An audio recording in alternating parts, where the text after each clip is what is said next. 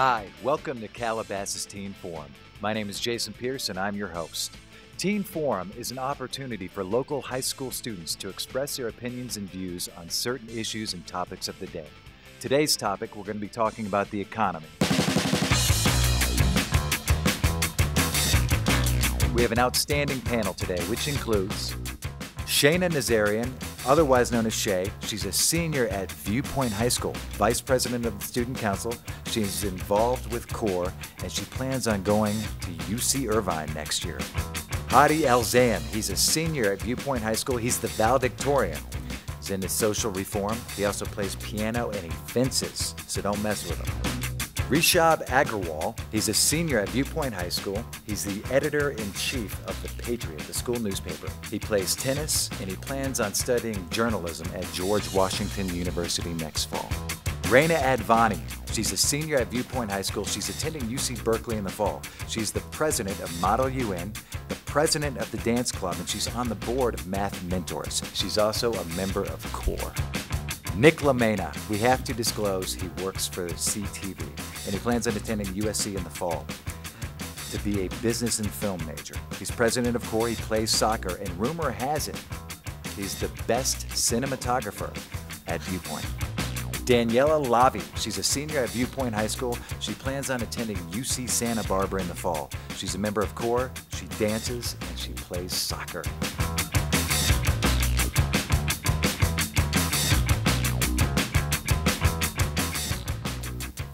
Nick, how has the current economic downturn affected you or your household personally? Well, I mean, luckily, like my parents have been working for a while, so it hasn't affected me or my household too deeply. But it's definitely opened up my eyes a little bit, and I've become a lot more aware of like, what I'm spending and like our family's spending, and I've definitely gotten more appreciative of like what I have, and I'm lucky I have a job. So do you talk to your parents about it, and do they engage you? Yeah, we've talked about it and kind of like catch up on the like recent news and new bills being passed and like how it would affect us, especially living in California. Has it brought you closer together to your parents? Maybe a little. Hadi, what do you think? We've been pretty lucky too, but one thing is I'm going to be going to college next year, and my parents have been working for a while too, so they had an account, with the college savings, but I think it fell like they had like 4 years covered, and now it's probably like not even one. It's like half a year. So that it's definitely affecting your outlook and towards college and your future. Yeah, I mean, it's not like I'm not going to go to college, but they're going to have to make, they cut back more just so that they can, to make sure they can pay all these that they had before, just save, like, no question. Is that having an effect on where you want to go to college, obviously? Not really, just because, like we've been lucky, so that, like, they'll be able to take care of it, but it's just, like, still hard for them to.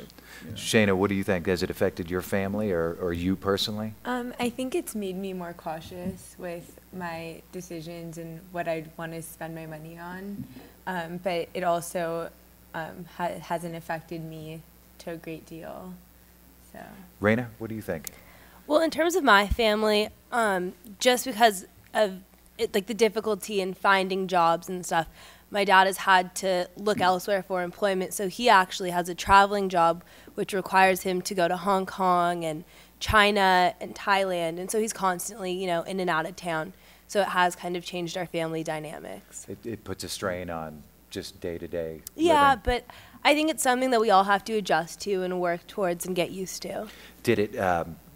Does it change your career choice down the road, what you want to choose to be when you get Not out of really. college? I think my parents have always supported for me to do whatever I want to do, no matter, how much money my career makes or how much money I could make doing that. And so just right now, I'm not like firm or set in exactly what I want to do. So I don't think that it's going to shape the path I go on. Danielle, has it affected you or your household? It's definitely, I feel the increased stress level in the house sometimes, but I think my parents are doing a pretty good job of, like leaving me and my siblings out of it as much as they can. I mean, I'm definitely more cautious about what I spend and how much I'm spending, but it's an adjustment. Rishabh, how has it affected you and your home? I think my parents had always had this like mindset that money is always our concern and children shouldn't worry about it. But that used to work when I was little, when I was like 5, 6. But I mean, I understand what's going on in the household. I understand what the world's about. Like, I consciously try to make an effort, but my parents would never say, oh, I want you to be more careful. But the fact that I'm 18 and considered an adult now, I think it's my responsibility to help them out, and like, even if they don't ask, but I should still do it because it's my parents and I should help them out. Is it affecting your decision on where you want to go to school or if you want to go to I mean, college? it did for a little bit. I got into a school that I was highly, highly considering because I almost got a full scholarship from there, but I wasn't really keen to go there. So, I mean, I considered it for a little bit, but then my parents were like, no, it's 4 years of your life. We want you to be happy. It's going to be fine. And so I considered it for a little bit, but then I ended up not choosing it. But before the economy, I probably would have never even considered it a school because of the money.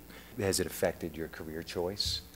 Kinda, because, I mean, I've always wanted to be a journalist, and me seeing that newspapers are running out of business because the economy is so bad makes me kind of cautious. And now I kind of feel like I kind of need something of a backup because I can't really rely on journalism anymore because newspapers are running out of town. Like, people don't really have the money to spend, and businesses are like, the economy's not good, so businesses are going bankrupt. So you see a lack of confidence everywhere in the market, in business, and everywhere. Do you think it's a bad time for somebody to want to open a business? I mean, yeah, personally, I think it is. I think right now, but it's also a bad time for people to stick their money under the mattress, because if that happens, the economy doesn't stimulate at all. That's just, if that happens, we're never going to get out of this mess. Nick, what do you think about that? Well, about his I opinion? mean, about starting a new business, I think it's bad depending on the business. If it's a business that is aimed at helping people that are financially troubled, then maybe it could be a smart option because a lot of people, the demand would be high.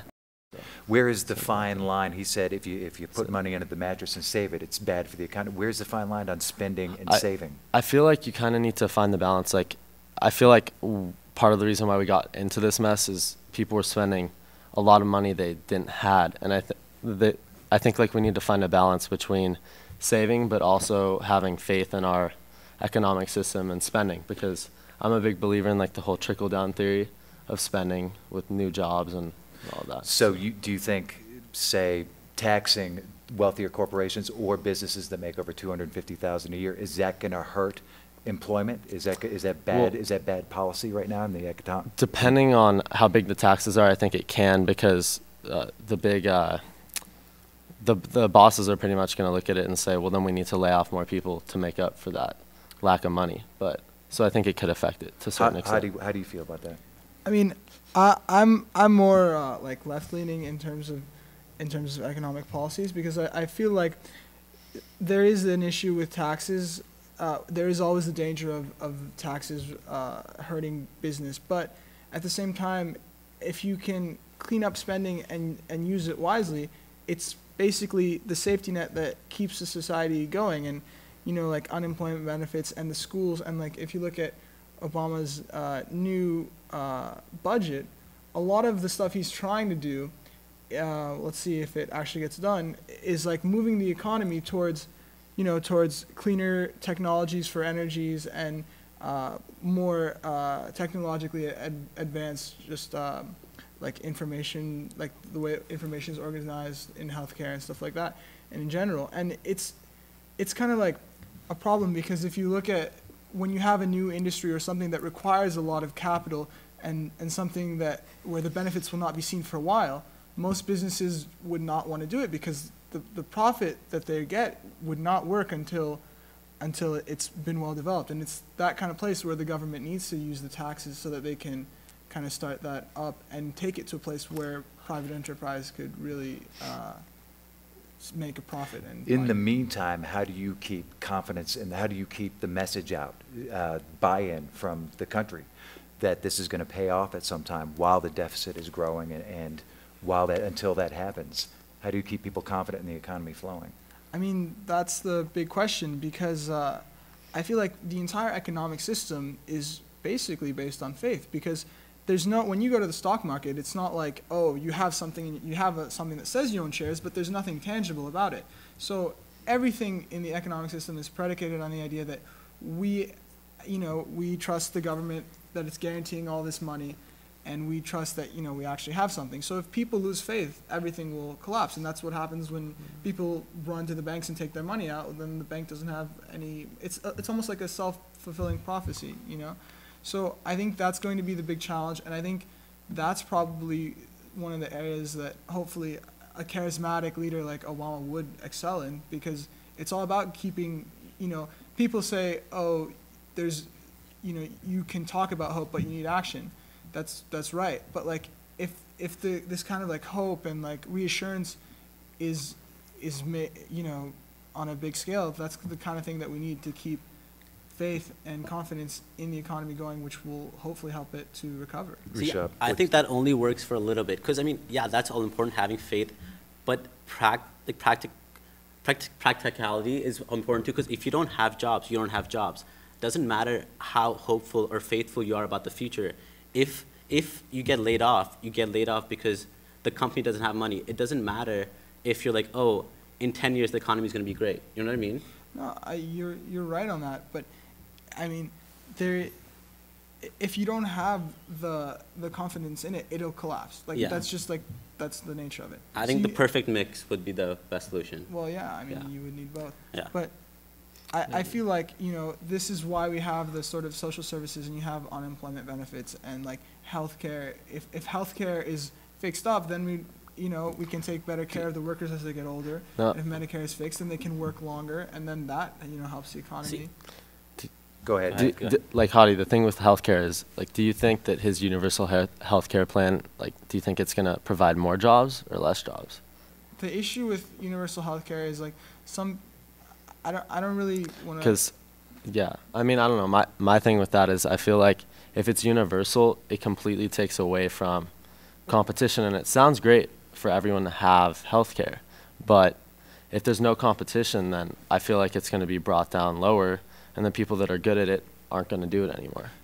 Kind of. Why would they go someplace else to a job that pays more? Yeah, to a job that pays more. So you think that would be a disincentive to become a doctor? Yeah. And I do. Rishabh? I don't know. Go ahead, Hadi. Go ahead. The thing is, the way it is now is like the insurance industry has such a stranglehold. A stranglehold on doctors and the medical industry, so that if you have a problem and you have no insurance, I mean, they'll treat you in the emergency room, but anywhere else, you know, you're kind of out of luck. So maybe might it create a disincentive? Possibly, but I think it's kind of important. And anyway, I don't think that in itself having universal health care necessarily creates, you know, lowering of pay or stuff like that. It just means that now, instead of the insurance companies being responsible for the well-being and making all these decisions on whether you can get this surgery or you can't, it becomes in the government, which theoretically should be, you know, by the people and for the people. Shaina, do you talk? Are there finance classes at your high school? Do you talk these issues over in classes? There's an economy class, or like economics, but none of the teachers really actually bring it up, and except last year in my U.S. history class. My history teacher always tried to keep us updated with current events, but there isn't really anything that is helping us. Raina, do you think schools should do more, your teachers or your economics classes or history classes should be more to talk about the current climate, economic climate? I completely think they do, because we're all graduating, about to enter the real world, and a lot of us do not know much about what's going on out there. And I feel like even though we do have an economics class, it's not even one that's emphasized by our teachers. You know, when we go to our advisors, they advise us to take different classes. And, you know, in some of our classes, like in my comparative government class, we do often talk about things going on in the world when we have extra time, but it's not in our curriculum yet. They have, though, for next year, put in an initiative to have a more global approach, especially in the history courses, but I don't necessarily know if that's enough. Danielle, do you think that's a good approach? I mean, I do. I think that they should give us at least enough information to know what's going on a little bit. Not enough to scare us, but just so that we know what's going on and we're able to talk about it with people. You were going to say something. What's your understanding of? I mean, I actually took the economics class first semester this year, and it did teach me a lot in terms of how money flows in business. But I mean, I think we're all pretty lucky, and I think our parents kind of teach us a little bit about it. But I mean, if it wasn't for that, I wouldn't know much at all. And even at that, I wouldn't feel comfortable talking about it fully, because the way loans and mortgages and interest rates and credit card companies and the stock market and how it all works. I mean, I've kind of been interested, and that's why I might know a little bit more, but especially kids graduating from other schools, public schools, other private schools, I don't think we have a good enough understanding of how it all works. With that said, how do you think the economy, how did the economy turn out this way? What happened to drive the economy to collapse? I mean, how I kind of feel about it is that people were constantly, you know, all those ads like no payments until 2012, no payments until here. I think a lot of people kept on putting money into stuff that they didn't have the money for. And I think eventually it caught up to everyone. And once the banks started collapsing, businesses started collapsing, and it kind of became this domino effect. That says a lot about the culture. What is the role of culture in this, a conspicuous consumption culture, Rishabh? I mean, I always thought that, like, it always shows how materialistic the world ends up being. It's like, it's greed. I want the bigger house. I want the nicer car. So even though I can't afford it, I'll buy it. And then people keep pushing pushing the economy. And at the end, it ends up ending up like how it is. So I think it's like, it's correlation of happiness with materialism, or like material goods, that's like kind of led us to here. Yeah. How do you feel, what is responsible for getting us to a place? He mentioned basically risky loans. Mm-hmm. How did we get to a place of just giving risky loans and credit cards to people that shouldn't have it? I mean, I think it's big corporations, because big corporations don't really, it doesn't really matter to them how the small person like ends up, like how their life turns out if they can't pay the loan. To them, it's they want to make the loan and then they get more money. So it's like big corporations not really understanding or not really caring about the individual person. What role should the government play in that? I mean, I think it should be harder and more strict, like restrictions to take out a loan. You should be only able to take out a loan if you for sure can pay it. And I know there's no guaranteed way of doing that, but you can't just give out a loan because you want to give out a loan. Yeah, but how many capital ventures are like, you know, dreams that, okay, can you pay it? Well, yeah, you're taking a risk, and yeah, you know, sometimes the risks pay off. I agree, but at the same time, I think it's more of a question of like how big of a risk do you want to take? Because there are ways when you're meeting with someone to whether you're going to give them a loan or not. I mean, looking at their past and stuff. Some say what triggered the economic collapse is subprime lending, risky loans. And some people say, some authorities say, that it's because government forced banks to give out risky loans. What do you think about that? That's been an argument going back and forth. Is it regulation, or is it not enough, or too much regulation? I mean, I've always government regulation. I've always thought it's not enough regulation. That's why, like, I'm on board with Obama's plan, and I think, because I've always thought it's the big corporation is the evil player in the whole game of this thing. And I mean, I still think that. Because I don't think there's enough evidence that the government forced companies to give out big loans, because I just don't see that. I don't see there's enough proof or enough evidence. Like, I just don't see that theory happening. Nick, what do you think? Well, I mean, it's interesting. I mean, the whole like evil big corporation, but then if the government gets more involved, do they become the big evil corporation? There is the Community Reinvestment Act from the 70s, which told banks they wanted to give more home ownership to people who had less. And some people trace it back to that, and others, it seems like there's a lot of blame going around. Do you think there's an honest discourse on it from both sides? I mean, I don't think it's possible to blame one person. It's the whole country. It's like, it's not one person. It's everybody's actions. Like, it's almost a domino effect. And you don't know who let the first domino go. You know what I mean? Yeah. It just happened. Shaina, what's your understanding of it?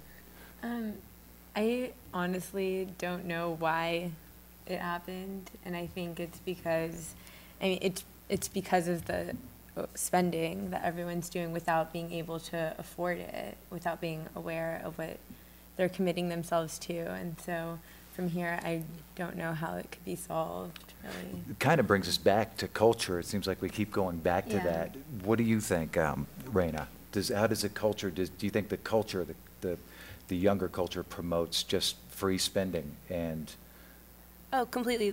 Our youth culture is so obsessed with the media, and we constantly look up to celebrities. We constantly see the material goods that they're carrying. Girls sit and read fashion magazines on a daily basis, and because of that, because we're growing up in an environment where material value does determine so much of your social standing, of how the connections you make, your networking, where you're going to go in life. Spending does really influence our culture, and we kind of revolve around that. Daniella, is it almost like a sense of entitlement? Like we can have it, you can have everything without? Yeah, I definitely think so. I think that the celebrities make it look so easy to just have everything, and it looks so nice that everybody wants it, and they don't realize that they can't have it until, they don't have any money left. So Yeah.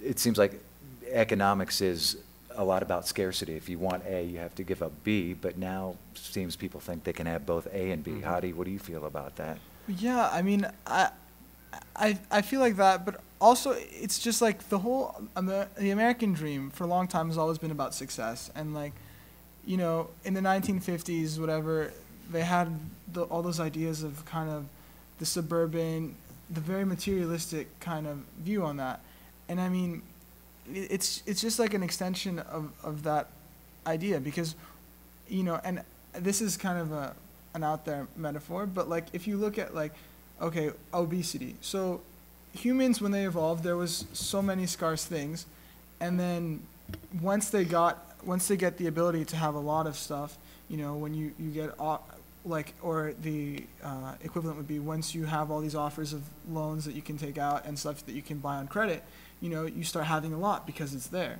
But then, now there's a lot of obesity and people are dying because of the effects, because the body wasn't really built to handle that.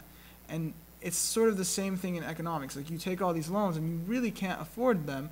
And so now we have the issue where you're going into bankruptcy and everything's starting to collapse. And like what Shaina was saying, how she didn't really know like why is it collapsing. I feel like a lot of people don't know. And there's a lot of there's derivatives and stuff that even economists don't know exactly what's going on, and they're just working from computer models and systems that they really have no idea. So I feel like there's a lot of risk taking that isn't really worth it, and just the whole idea of the kind of the American entrepreneurship and adventurism is kind of it's taken us very far, but it's kind of a little too far at this point. Too much freedom? Yeah. Is a bad thing, maybe? Is it? Well, I wouldn't want to say too much freedom, but too much, it's like too much risk-taking, too much, it's kind of excess confidence, almost, you know what I mean? Does it make you want to be more responsible, Raina? What does it say about responsibility?